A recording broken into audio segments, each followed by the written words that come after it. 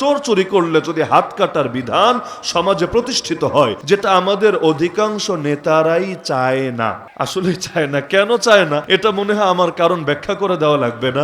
কারণ অনেকে চিন্তা করে আর যাই হোক, হাত তো আর টিকটিকির লেজ না। টিকটিকির লেজ একবার কেটে গেলে কয়দিন পর আবার গজিয়ে যায়, এমন ভাবে গজায় এটা আর বোঝারই উপায় থাকে না। হাত তো আর টিকটিকির লেঞ্জা না যে একবার কেটে দিলে কয়দিন পর আবার গজাবে, আবার আগের মতো হবে। এক একজন যে হারে চুরি করে, ইসলামের বিধান হলো মাত্র 10 দিরহাম পরিমাণ চুরি করলেই তার হাত কেটে দেওয়া হবে। সেখানে এক একজন যে হারে চুরি করে, পারলে পুরো দেশটাকে লুটে পুটে খেয়ে ফেলে। এভাবে যদি চোরদের তারা পালতে থাকে এবং নিজেরাও চুরির নেতৃত্ব দিতে থাকে, তাহলে হাত নিয়ে তো ভাই ভয় পাওয়া স্বাভাবিকই বটে।